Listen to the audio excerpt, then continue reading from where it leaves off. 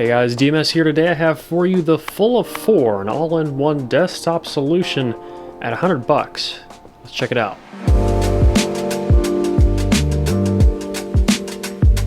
Patreon helps make videos like this possible, but it can also help you. Patreon gives you access to my Telegram chat, where you can ask me questions or just come hang out while supporting the channel and the community. You can find out more at the link in the video description. Man, Fulla 4, has it really been that long? It feels like just yesterday I was back reviewing the Fulla 2, but that was probably 4 years ago near the beginning of this channel. The time flies. The Fulla 4's made some upgrades since then, and honestly, this has a lot of features jam-packed in for such a small unit. So is it really worth the money? Is there anything better out there that you could get? Well, let's talk about it. First off is build and features, and honestly, this is pretty insane for its price. It has a 3.5mm microphone input, a 6.3mm or quarter-inch headphone output, single-ended, USB Type-C in for a computer, USB Type-C in for additional power if you need it, an optical input, and a 3.5mm preamp output. You'll probably hear cars in the background. It's raining.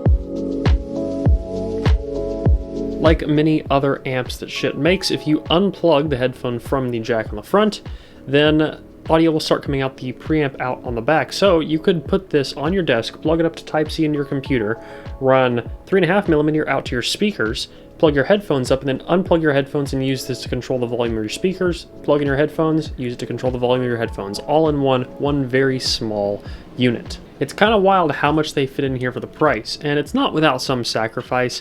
This thing's not perfect, but honestly, it's really hard to beat. So let's talk more about that. What can this power, and how does it sound? Well, regardless of if you have additional power plugged into the back, if you crank this thing up on some very power-hungry planars, it will cut off. The computer will stop recognizing it. You'll have to unplug everything, replug it. The amp can't quite do extremely low efficiency or high impedance headphones. So 600 ohm Bayers, not going to happen. Really inefficient planars, not going to happen. But things like Sundara, you could get away with that. 6XX, absolutely.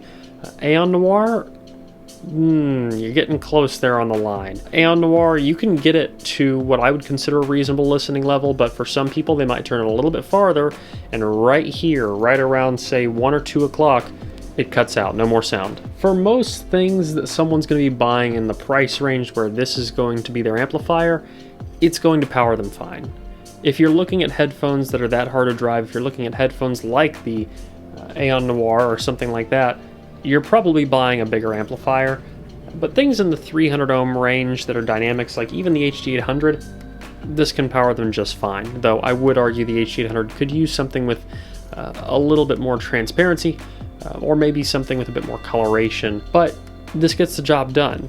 Especially if you need something cheap and portable to plug into a laptop, though I would say if you have the budget and you're just looking for a portable DAC amp solution, look how small this thing is. This is the THX Onyx. It has Type-C on one end, 3.5mm on the other end, and this is actually fantastic for using with a laptop. If you had to pick between the two, now this costs twice as much, I'm going to throw that out there, but if you had to pick between the two for use with just like a MacBook or something like that, the Onyx is probably the way to go. I can crank this thing with the Aeon Noir or pretty much most of the other headphones I have here, and it gets to a similar volume level as the Fulla, but the difference is that this doesn't cut out and clip and disconnect. It is worth noting that if you don't have a headphone plugged in, this will not show up on your computer. So I'll have a full review probably of this thing at some point, but just know that if you want just a portable solution for a phone or a laptop and don't want to carry around a big amp, this is probably a little bit better way to go than the Fulla. I would say the Fulla is much more suited for like a desktop. If you want to set this thing up at your desk and have an all-in-one solution where you can plug your microphone, your headphones, your speakers, all to your computer, maybe through a second source, have optical or something like that, so you can have multiple sources running into it and just control it all in one on a budget, there really isn't anything competing with this. Now, it does lean a little bit more on the bright side, whereas the Onyx is a bit warmer. I imagine that this is probably just because it is working on a limited amount of power running off of 2 USB plugs. You're not going to be pulling crazy voltage off this thing, which is also probably why you run into issues with very hard to drive headphones. But all that being said, you're still not going to beat it for its price. For the amount of features it has, for what all it does in that small of a package for that cheap, what else are you going to do? And honestly,